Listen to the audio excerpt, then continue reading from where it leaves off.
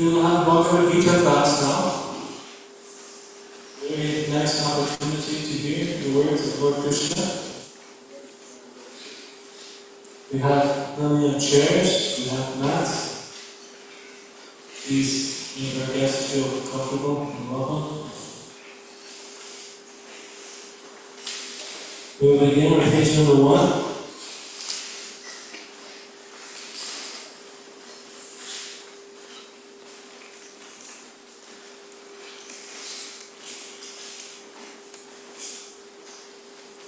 Om Yanatamandasya Gyananjana Shalakaya Chukshuranilikam Yena Tasmai Shri Gurave Namaha Shri Chaitanya Vishtam Satikam Yena Bhutale Swayam Rupa Vidhanayam Vidati Swakaram Vandeham Shri Guru Shri Uttaparamalam Shri Guru Vaishnavam Shri Rupam Samvijanam Saharanam Sajivam Sadvaitam Savadhutam Harijam Sahitam Krishna Chaitanya Devam Shri Radha Krishna Padam Sahadalika Shri Vishakam Vikamscha Hey Krishna Karuna Sindhu Dina Bandhu Jagatpate Kopeshta Kopika Kanta Radha Kanta Namostate Tapta Advaitam Sarakoram Radhindra Radeshwari Shivanasti Devi Hare Hare Amsha Kapataru Yasha Vipasam Ekacha Patitanam Pavanebhyo Vaishnavebhyo Namo Namaha Shri Krishna Chaitanya Prabhu Nityananda Shri Advaita Gadadhar Shri Vasari Gaura Bhaktivinoda Hare Krishna Krishna Krishna Hare Hare Hare Rama Rama Rama Hare Hare. So from Srimad Bhagavad Gita as it is, chapter 6, text number 35, chapter entitled Sankhya Yoga. We'll start chapter 6, text 35. We'll read the shlokas together, 11 shlokas. Text 35. Shri Bhagavan Uvacha Asamshayam Mahabaho Manodornigraham Chalam Apyasena tu Kanteya Vairagina Chakriyate. The Blessed Lord said, O mighty armed son of Kunti, it is undoubtedly very difficult to curb the restless mind, but it is possible by constant practice and by detachment. Text 36. Asamyatatmana yogo dushprapa iti me matihi vashyatmana tu yatata shakyo vaptum upayataha. But one whose mind is unbridled, self-realization is difficult work. But he whose mind is controlled and who strives by right means is assured of success. That is my opinion. Text 37. Arjunu vacha ayati shradhayo peto yogach chalita manasaha aprapya yoga samsiddhim kam gatim Krishna gacchati. Arjuna said, what is the destination of the man of faith who does not persevere, who in the beginning takes to the process of self-realization, but who later desists due to worldly mindedness and thus does not attain perfection in mysticism? Text 38. Kachchinopaya vibrashtas chinabram iva nashyati apratishto mahabaho vimudho brahmanapati. O mighty armed Krishna, does not such a man, being deviated from the path of transcendence, perish like a riven cloud, with no position in any sphere? Sorry, it's a question. I didn't really read it like a question. Text 39. Etan me samshayam Krishna chetum arhasya sheshataha tvadanya samshayasyasya chetana hyaupadadhyate. This is my doubt, O Krishna, and I ask you to dispel it completely, but for yourself no one is to be found who can destroy this doubt. Text 40. Shri Bhagavan Uvacha Parthanaiveha namutra vinashastasya vidyate nahi kalyana krit kaschid durgatim tata gacchati. The Blessed Lord said, Son of Pritha, a transcendentalist engaged in auspicious activities does not meet with destruction either in this world or in the spiritual world. One who does good, my friend, is never overcome by evil. Text 41. Prapya punya kritam lokan ushitva shashvati samaha shuchinam shrimatam gehe yoga brashto bichayate. The unsuccessful yogi, after many years of enjoyment on the planets of the pious living entities, is born into a family of righteous people or into a family of rich aristocracy. Text 42. Attava yoginam eva kule bhavati dhimatam etati dulabhataram loke janma yad idrisham. or he takes birth in a family of transcendentalists who were surely great in wisdom. Verily, such a birth is rare in this world. Text 43. Tachratam buddhi samyogam labate parvadehikam yatate cha tato bhuya samsitha kurunandana. On taking such a birth, he again revives the divine consciousness of his previous life, and he tries to make further progress in order to achieve complete success, so son of Kuru. Text 44. Purvabhyasena tenaiva hriyate hyavashopi saha jigyasurapi yogasya shabda brahmati vartate.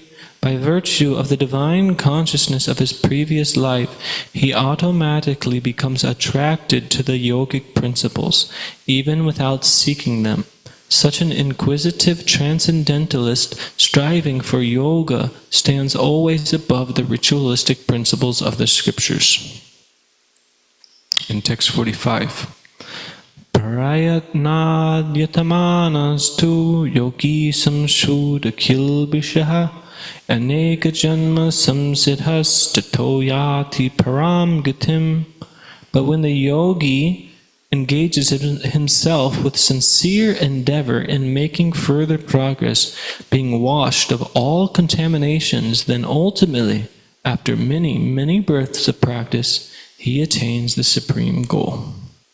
So we'll go back to text 35. We'll read the translation and purport and have a discussion.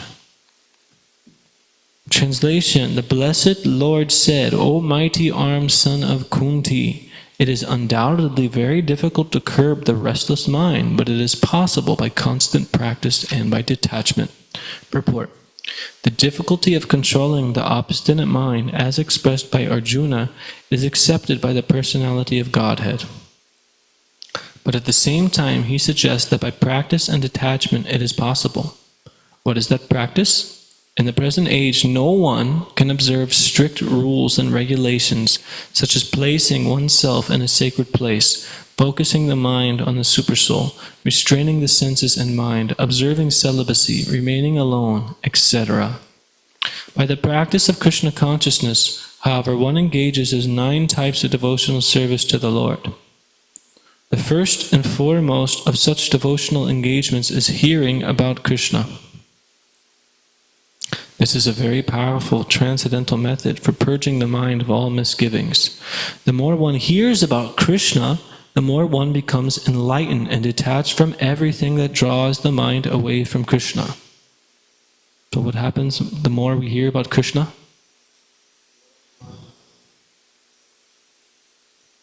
Yes. I'm going to read that sentence again. This is a very powerful transcendental method for purging the mind of all misgivings. The more one hears about Krishna, the more one becomes enlightened and detached from everything that draws the mind away from Krishna. By detaching the mind from activities not devoted to the Lord, one can very easily learn vairagya. Vairagya means detachment from matter and engagement of the mind and spirit. Impersonal spiritual detachment is more difficult than attaching the mind to the activities of Krishna. This is practical because by hearing about Krishna, one becomes automatically attached to the Supreme Spirit. This attachment is called parishanubhuti, spiritual satisfaction. It is just like the feeling of satisfaction a hungry man has for every morsel of food he eats. Similarly, by discharge of devotional service, one feels transcendental satisfaction as the mind becomes detached from material objectives. It is something like curing a disease by expert treatment and appropriate diet. Hearing of the transcendental activities of Lord Krishna is therefore expert treatment for the mad mind. And eating the foodstuff offered to Krishna is the appropriate diet for the suffering patient. This treatment is the process of Krishna consciousness. Maharaj, we'd love to hear your comments on this verse.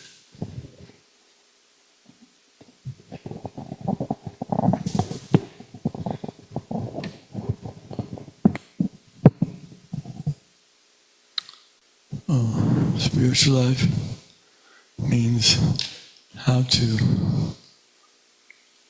control the mind and the senses and engage them in service to Krishna, or God.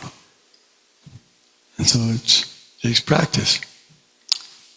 In order to become adept at anything, one has to practice.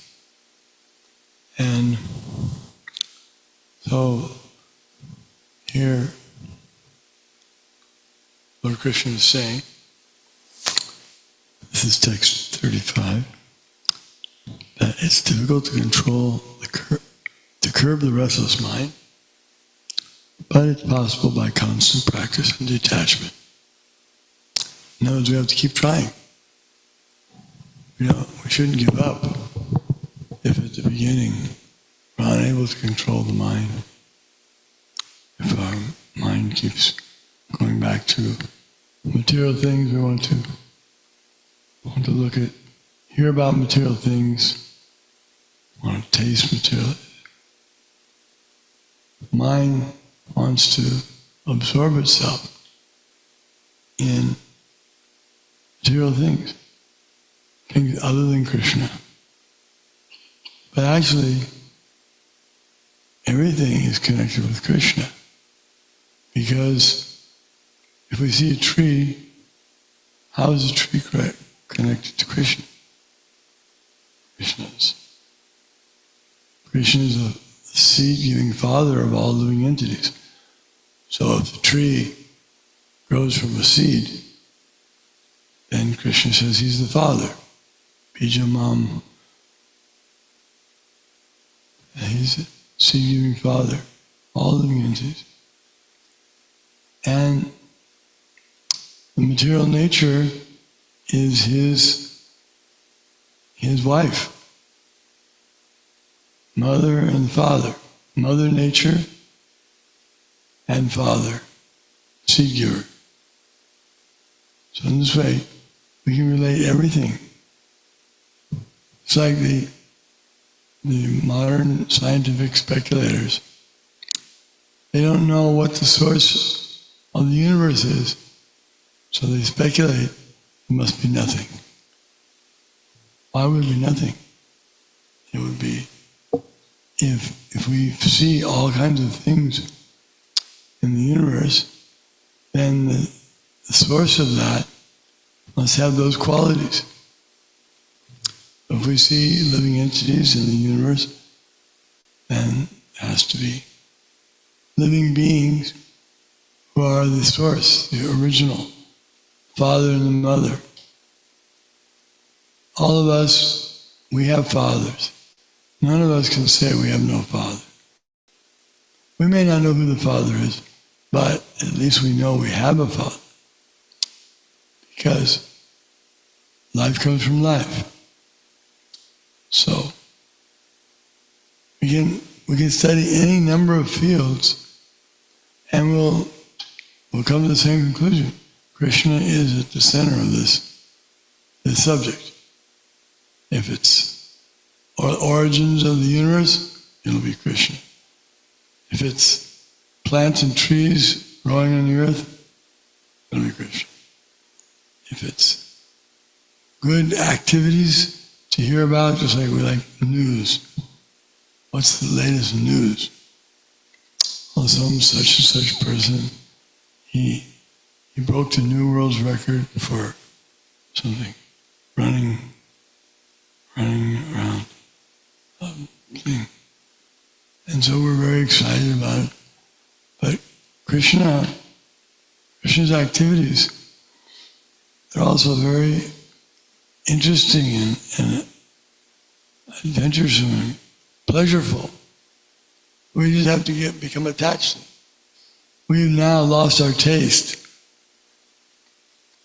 Like if someone becomes rusty, he says, "I become rusty." When something becomes rusty, it doesn't work very well. So if something's become rusty, it can be rejuvenated, so to speak. If you scrub it with some some sandpaper or something like that, take off the rust, and then becomes again shiny and bright and useful. So our hearts have become rusty and musty and dusty, so we have to cleanse them. And the process of cleansing is Cheto Darpana Marjanam, chanting the holy names of the Lord. It cleanses the heart of all the unclean things, all the things that we really shouldn't allow the mind to meditate on, to think about. There's so many horrible things we could think about. But an intelligent person, he tries not to think about those things. And the way to do it is think about Krishna positively. By thinking about Krishna, he loses his interest in thinking about this horrible things. Everyone knows, if you think about horrible things, it's not good, because then you start to develop, you kind of like those things. Someone, if he's always thinking about, like nowadays, the children, they have their video games, killing, how many they kill in a minute? A lot of killing. So I would think an intelligent parent would wonder whether this is such a good idea, because they're all day shooting at the game, and then when they get a little older, they become not teenager, but before teenager, and they're associated with people that have real guns. So by practicing with the shooting in the video game, then they're accustomed. Think about shooting the real thing. And the hatred that they feel for those so-called enemies on the other side of the video game, then they create enemies across the street, across the other part of the town, or across the other part of the world, nation. We create enemies, and then we fight and kill them. So this is not good, this type of thinking. We have to bring our consciousness to the pure state of Krishna consciousness. That's what this movement's about, and this is what this Bhagavad Gita is about.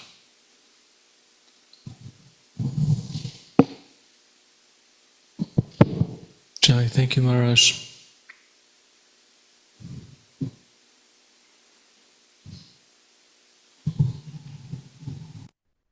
So earlier in the Bhagavad Gita, Krishna describes how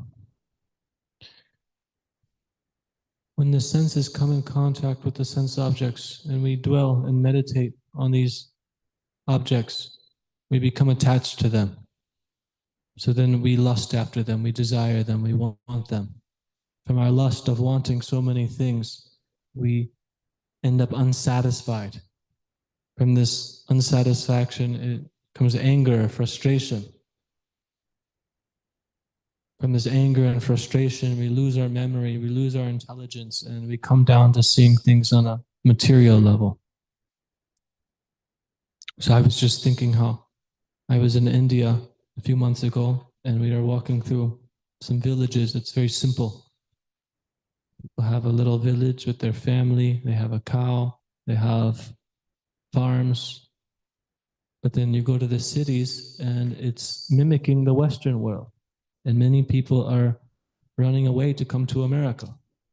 But what do we find in America? Everywhere you go, buy this, buy that, smoke this, drink that, eat this meat. Very horrible things that pollute our consciousness. And one who becomes aware of how uncompatible that these things are for a beneficial life will naturally want to cut it out. But Krishna says that the taste for these objects remains. I can't just give up eating my favorite food just like that, and then take to this, because I still remember what it tastes like. I still hanker after it. I crave after it. So we need something better to replace, whether, if it's food, we're doing it for a certain reason. You want something healthier or lighter or whatever. You need something to replace it. So if all we know is sense gratification and trying to enjoy the world, then we need something better to replace it. Otherwise, we'll always dwell and think about that. So this is the mind. The mind is always thinking, thinking, thinking. Oh, maybe I should do this. Maybe I should do that. I worry, what about this person? What about my bills? I got to do this chore. So much stress and anxiety going on in our mind. So Lord Krishna is telling Arjuna to bring the mind under control. And what does Arjuna say? Do you know what he said?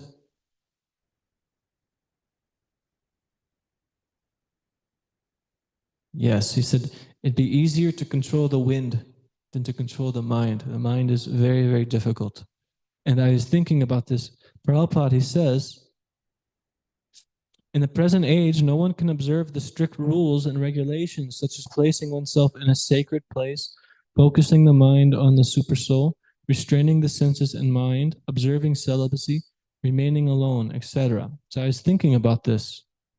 We often don't realize how difficult our mind is, how much difficulty it creates until we're by ourselves. We're with a group of people, we're talking, we're friendly, it's okay, and then everybody leaves, and then all of a sudden, what am I doing? I gotta do this, I feel uncomfortable. So many thoughts come up in our mind. So this is very difficult, but this process of Krishna consciousness that Srila Prabhupada gave to us is very, very simple. We simply have to engage our senses in the service of the master of the senses. Rishikesha Rishikeshanam. Sevanam Bhaktir Uchite. And by engaging our senses in the service of Lord Krishna, the master of the senses, naturally we become purified. What are we purified from? All these upadis, designations, thinking, I am a man, I am a woman, I am a mother, I am a father, I am from America, I am from India. All of these are temporary and will change. The very beginning teaching that Krishna says in the Bhagavad Gita that you are not your body. You're going from one body to another body. It's reincarnation. So we become attached to this identity thinking this is me and this is who, this is who I am. This is my world. This is everything. But at the time of death, it's all taken away. Then we have to take another body. So that my next birth, I could come back as a woman and I become attached to a family and having kids, or I could come back as a dog and I get attached to barking at people and chasing the mailman. So we never know, but in this 6th chapter, Krishna is stressing the importance of Ashtanga Yoga, this 8-fold path of yoga, ultimately to bring one to a fixed state of consciousness, seeing that I am spirit and there's God. Does anybody know all 8 limbs? Does anybody else know? No, there's 8 limbs of Ashtanga Yoga. Ashta, 8, Anga, limbs. It's the 8 steps to attain samadhi, basically. It's along the way. There's yama, then niyama, then asana, pranayama, pratyahara, then dharana, and jhana, and finally samadhi. Yes. In the beginning of the Bhagavad Gita, Krishna, he says, Bhogaishvaya prasaktanam taya prita chetasam vyavasyatmika buddhi samadho navadhiyate. He says, in the minds of people who are too attached to bhoga and aishvarya, enjoyment and opulence, then Samadho na vidhiyate. Samadhi does not take place, this fixed concentration on God. So I was thinking, at the temple, we're fortunate to have Sri Sri Gauranatai, Krishna coming as the form of Lord Chaitanya. But I was thinking how whenever there's a big holiday, a big celebration, we have so many visitors. They come to the temple to see God. But what happens when we leave the temple? God is not there. Krishna is everywhere. Krishna is within the temple. He's outside the temple. He describes, it's in the next chapter, because these first 6 chapters are kind of a casing protecting these middle 6 chapters, which is the essence of the Bhagavad Gita, describing the intimate potency of the Lord, the devotional service to the Lord. In the next chapter, Krishna describes that everything is coming from him. It's all part of his energies. There's earth, water, fire, air, ether, and the mind, the intelligence, the false ego. Everything's coming from Krishna. So whether we're inside temple or outside temple, Krishna's there. And Prabhupada's making the point. Simply, if we hear about Krishna, then all of our misgivings will go away. In the Nectar of Devotion, it describes 6 aspects that come along when one takes to pure devotional service. And the one is that all material misgivings go away. Who wants all their material misgivings to go away? I do. That's what Krishna is offering in the Bhagavad Gita, to free us from all of our problems, everything that's troubling us. We simply have to follow. We have to follow the example as given by Arjuna. Arjuna approached Krishna saying, I'm bewildered about my duty. I don't know what to do in life. I'm your disciple. Please instruct me. And Krishna, he says, approach a spiritual master because he's seen the truth. He knows what Krishna is. He knows what spirit is. Approach him in a humble, submissive mood, ready to render service and inquire, ask questions. Then knowledge can be bestowed to you. And this transcendental knowledge, like Prabhupada's pointing out here, it brings vairagya. Vairagya means detachment. Detachment does not mean, okay, now I'm detached and I'm going to go live like a sadhu. Here we have many homeless people on the street, but they're smoking, they're eating meat, they have cell phones, or all sorts of things. But in India, there's many sadhus who leave home and they go to the holy places. They live on the streets with, dreadlocks, beard, just little cloth. And this has been going on for a long, long, long time. But vairagya does not mean we have to just simply leave home, because in this previous chapter, chapter 5, what's Krishna describing? He's describing nishkama karma yoga. Karma yoga, meaning one who's attached to fruitive results, to doing activities for some gain, to use those activities in a way to please Krishna, but nishkama, not being attached to the results, not doing it because I want something. So I'm going to perform my duty because I know this is the best duty that I can do and offer to Krishna.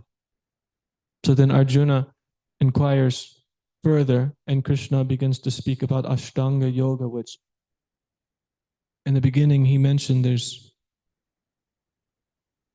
I forget the word, but there's two different levels of this yogi. I don't know if I could find it. It'll take too long. But, I remember. What does he say?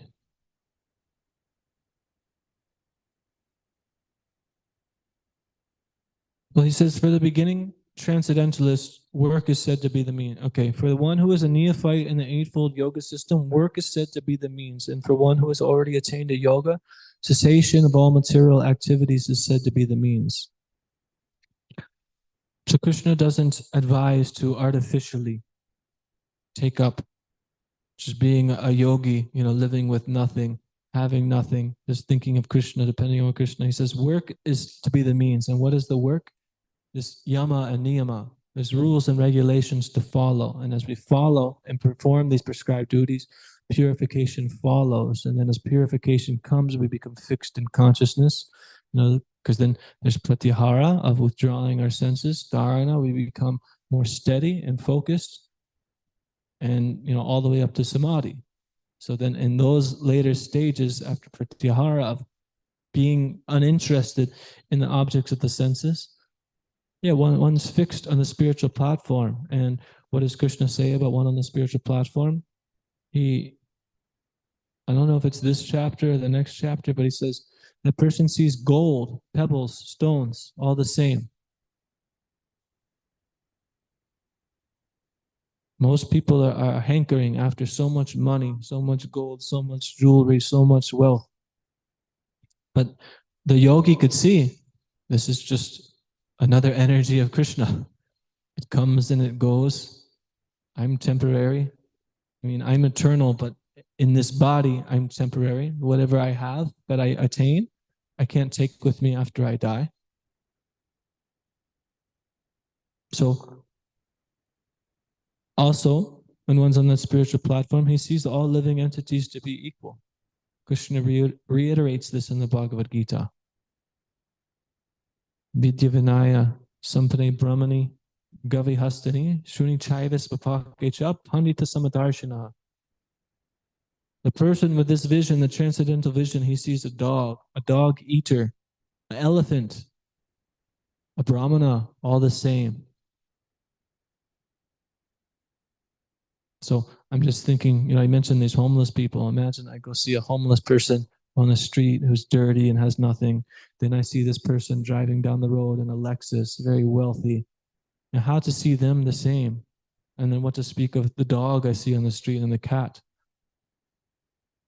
Because there's a spirit soul within.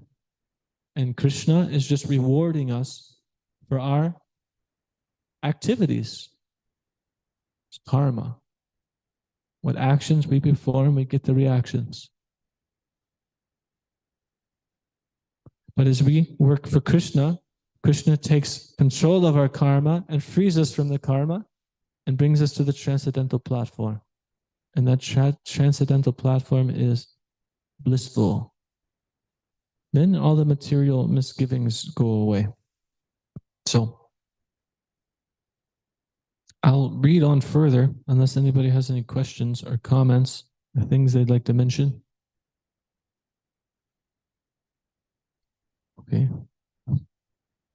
We'll go to text. What is it? 36. For one whose mind is unbridled, self-realization is difficult work. But he whose mind is controlled and who strives by right means is assured of success. That is my opinion.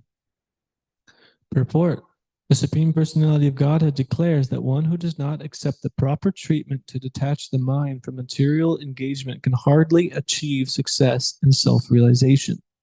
Trying to practice yoga while engaging the mind in material enjoyment is like trying to ignite a fire while pouring water on it. Very nice point.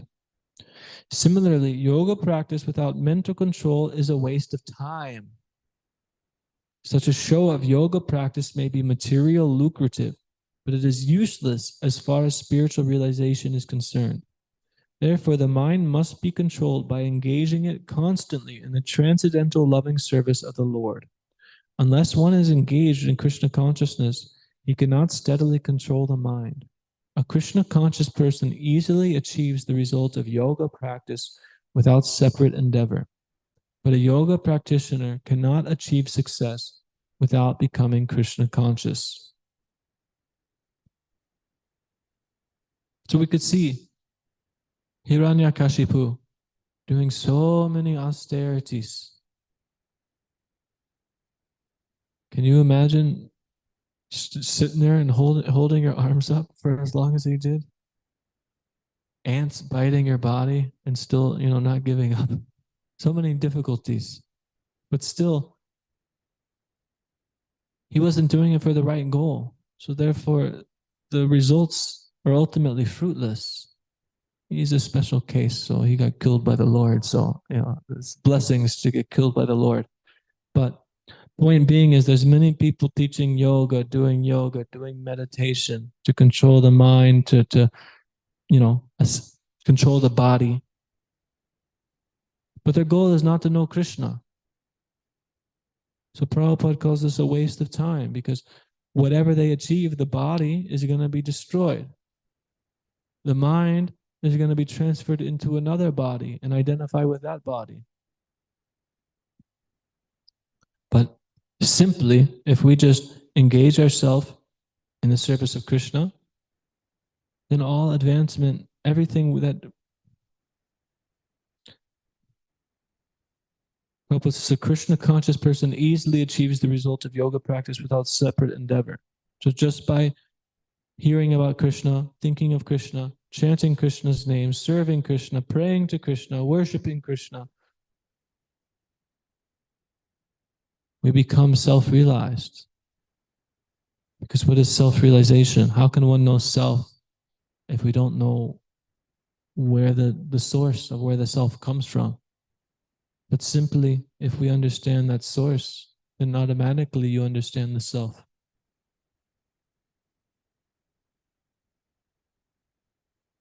One other thing I was thinking about is Krishna is here speaking about controlling the mind. When Krishna is speaking to Uddhava about devotional service in the Bhagavatam, he also talks about controlling the mind, the importance. And he gives a very nice description because here Arjuna says it's more difficult than controlling the wind. And what does Krishna do and encourage him to do to be able to control the mind? He says,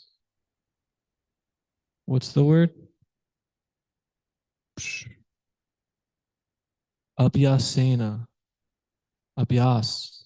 By practice. And vairagya, detachment. Practice and detachment is what we have to do. So Krishna describes in the 11th canto of the Srimad Bhagavatam the same practice and detachment, but he gives a nice imagery to it. He describes it to like breaking a horse, a wild horse. When people ride on a horse is nice trained. You sit up on it, you turn the reins, it goes where you want to go. It can do little tricks, but the horse doesn't do that naturally. The horse wants to kick and run and jump and throw the person off. So the horse has to be broken to make him obedient. So similarly, our mind wants to run everywhere and do everything. And it doesn't want to be forced to sit and focus or focused on one activity of refraining from the enjoyment of this world, which is all temporary and leads to suffering.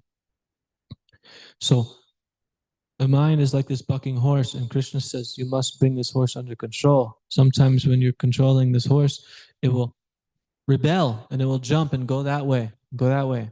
He says, okay, that's okay. You let it go for a second, you let him have its way, and then right at that opportune time, you pull it back, bring it under control until he gives up. So to be aware of our mind and the short leash that it needs to be kept on, where, okay, my mind wanders and thinks about this, thinks about that. Okay, what to do? Bring it back to Krishna. This is the solution.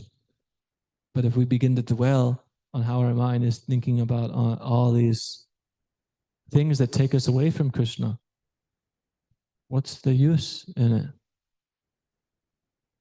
If one wants to go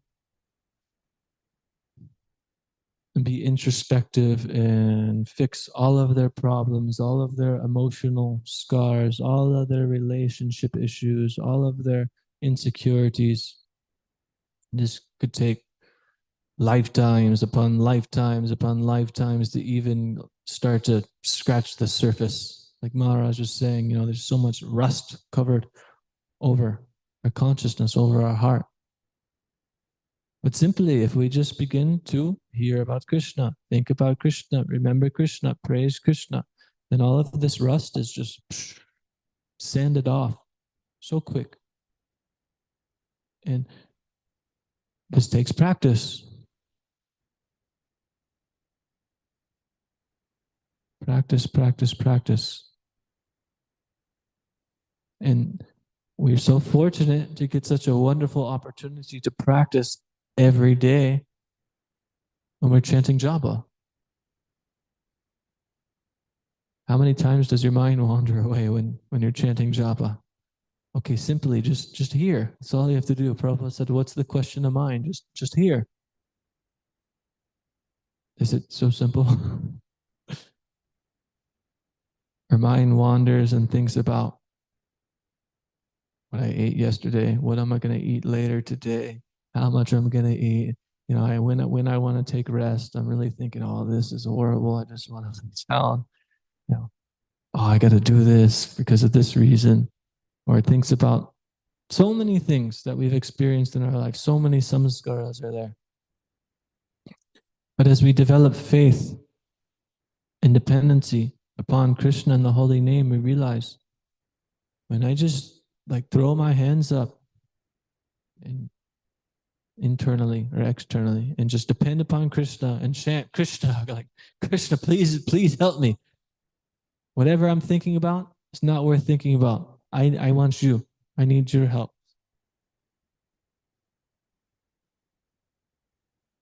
Whether we're chanting japa or doing service, whatever we're doing, you get out of the mind and depend upon Krishna and get absorbed in thinking about Krishna. And immediately all these misgivings go away. But when we have our mind wander away and we're attached to controlling our mind and it wanders away, we become frustrated, isn't it? Are you frustrated when your mind runs away from you? Why?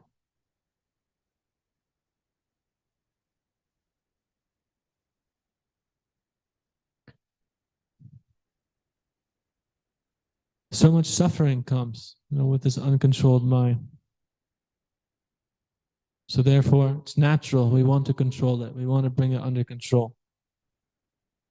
But we're super attached to controlling it and we don't have control. Then we get frustrated because, man, I'm trying like anything to chant Hare Krishna and it just doesn't seem like anything's happening. Is this really the best thing? I used to do this other meditation, or I used to smoke this thing, it used to make me feel calm and it used to help me. Why are we doing this all the time? It's because we're taking away this bucking bronco. We're taking away all the outlets for the mind to escape, and you're forcing it. No, we're going to sit here, focus on Krishna's names. And if we really, really try to chant free from the offenses, then Krishna showers blessings. To be aware of the offenses and actively try to rise above them is very, very potent, very important. So we have 5 minutes. I'll keep going and reading more unless anybody has any points of discussion, comments, challenges. Okay. Text 37. Arjuna said, what is the destination of the man of faith who does not persevere, who in the beginning takes the process of self-realization, but who later desists due to worldly mindedness, and thus does not attain perfection in mysticism? Purport: the path of self-realization or mysticism is described in the Bhagavad Gita. The basic principle of self-realization is knowledge that the living entity is not this material body, but that he is different from it and that his happiness is in eternal life, bliss, and knowledge. These are transcendental beyond both body and mind. Self-realization is sought by the path of knowledge, the practice of the Eightfold System, or by Bhakti Yoga. In each of these processes, one has to realize the constitutional position of the living entity, his relationship with God, and the activities whereby he can reestablish the lost link and achieve the highest perfectional stage of Krishna consciousness. So this what Prabhupada's talking about, this is Sambandha, Abhideya, and Prayojana. One must understand the goal of life, the purpose of life, to understand, their relationship with the Creator, with God. Then the activities whereby he can reestablish that lost link. Abhideya, the means to actually attain that goal. And the highest perfectional stage of Krishna consciousness. What when you attain that goal, what it actually looks like, how it is, prayojana. Following any of the above mentioned three methods, one is sure to reach the supreme goal sooner or later. This was asserted by the Lord in the second chapter. Even a little endeavor on the transcendental path offers a great hope for deliverance. You know the shloka?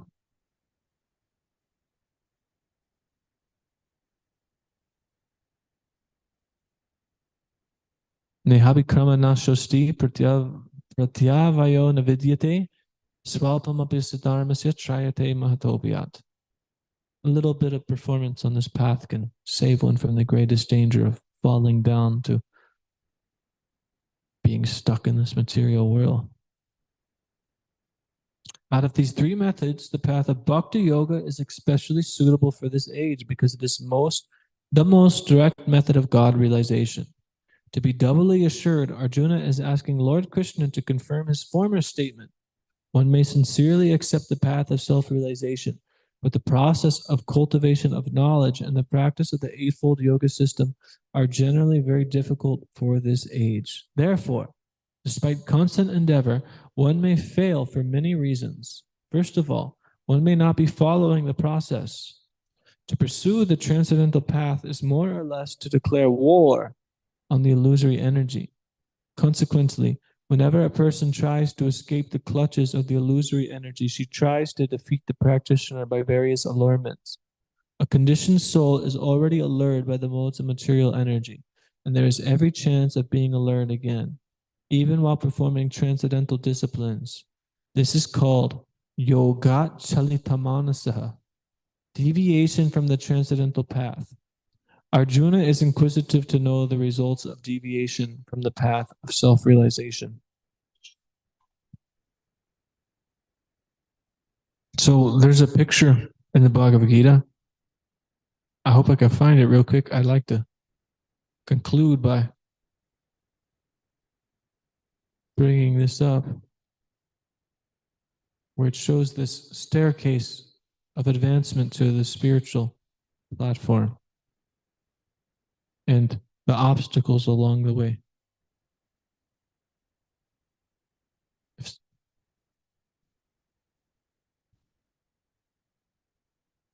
I know where to find it in the smaller book. All the pictures are together. The big one, they're like spread out. You found it? What plate number is it? 38?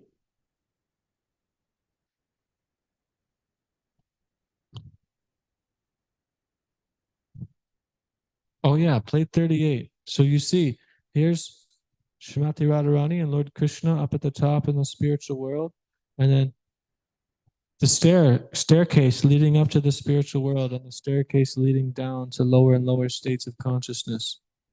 And you could see these three ropes around this person's neck.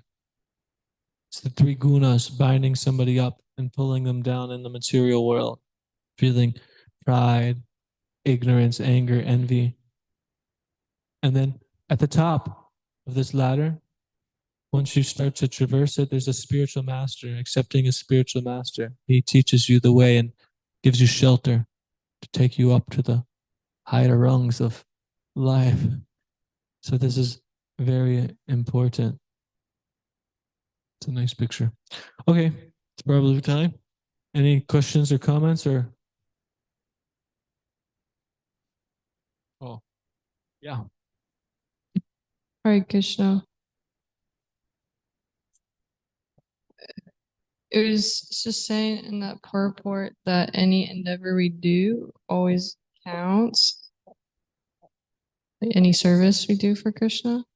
But I guess I'm wondering, like, what if you do some nice services in one life, but in all your in so many next lives, you don't choose to seek Krishna or do devotional service. You're just doing whatever. Krishna doesn't keep putting you in a position to get closer to him because one of your previous lives were good. Does it still counts? Like I understand that, but I don't know how to word the question correctly. So Krishna says that whatever one performs on this path, goes a long way from freeing us from that greatest danger. But then also he says he reciprocates according to our degree of surrender. So he gives us free will. So I can come to the platform of rendering devotional service to Krishna. And yes, whatever service I perform, Krishna will never forget. It's there. It's often referred to as a bank account balance. So whatever devotional service we're doing, which actually we have no devotion, we have no bhakti. We're performing devotional service on behalf of the spiritual master. This is where our devotion comes from. And we're trying to follow his guidance to do the right activities. So we're amassing these pious credits connected to serving Krishna and depositing it in his bank account, so to speak. But one could choose to turn away from Krishna and not continue on the path for whatever reason, because it's too hard or difficult, one wants to enjoy. But for one who seriously endeavors, Krishna, he explains in this chapter, like these shlokas we just read, he says, for the one who fails, then he will or she will go to higher statuses of life, like heavenly planets for enjoyment. And after many, many years of enjoying on the celestial planets, then come back down to Earth, where Earth, there's a greater opportunity to pursue self-realization because there's balance of suffering and pain and joy. You have the whole full spectrum experience. But for somebody who's a very, very serious devotee, who's really, really, really trying, then Krishna, he arranges for them to take birth in the family of devotees, of yogis, of transcendentalists. So they become naturally inclined to take up the path again and again and ultimately, finish their duty. There's an example given in the Srimad Bhagavatam of Bharat Maharaj. He was a saintly king. He retired from home, went to the forest, and he became attached to a deer, a cute little baby deer. It's very easy to do. And then he came back in his next body as a deer, but he remembered what happened, and he wanted to only associate with the sages. And then he died as the deer, and he came back in a family of a brahmana, where he was completely 100% dedicated towards understanding God. So we can do some devotional service here now. It's for our eternal benefit, and we can make advancement in a slow way or a rapid way, depending on our inclination of how much we're actually greedy to understand what this is all about, what Krishna is all about, to uncover our lost relationship with Krishna, which will actually melt our heart in the most profound ways, when the material world will just leave us heartbroken and tormented. But we can also deposit these pious credits and devotional service into this bank account, which is never lost. But due to our offensive nature, committing offenses, then we can also fall down and fall away from the path. So in that purport, the last one I just read, Prabhupada is talking about Sambandha, Abhideya, and Prayojana. This is essential to understand. Sambandha means the goal of life, understanding our relationship with Krishna. One needs to have sufficient knowledge of why we want to do that. Or else, why would we go on our whole life refraining from all the enjoyment, all the pleasures. We look around and we see everybody having fun and living loose. And why do I have to be so strict? Why can't I enjoy sex life? Why can't I smoke a little bit of this, drink a little of that? We have to have proper understanding. And then after we have a proper understanding, then we have to understand the means to actually take, to practice, to apply, to get there. And then we have to understand what that is like, what the perfection. We work so hard for this goal. Why? What's there? Why do I even want that? So if we have a clear-cut understanding of this, then naturally one will want to pursue this path. But if we don't, then there's not so much impetus to just refrain our senses. Because Krishna says if we're just refraining our senses, we still remember what everything tastes like. We still remember what the meat tastes like, the intoxication tastes like, the relationships, illicit relationships we had, those feelings. So then we get frustrated from trying to control the mind and we want to let loose. So ultimately, yes, we have free will. We can do what we want. Krishna's responding with our reciprocation, but at the same time, he never forgets whatever we did for him, and he's always there to help provide opportunities for us to come back to him, but he will never force us to come back to him. We ultimately have to choose to come back to him, because you can't force somebody to love you. So I hope that helps. Anything else? Okay, Srimad Bhagavad Gita ki jai, Srila Prabhupada ki jai, Sri Sri Gauranatai ki jai. Vanchakopatruvyascha kipasindubhi vichapatitanam pavanibhi vaishnavebhyo namo namah.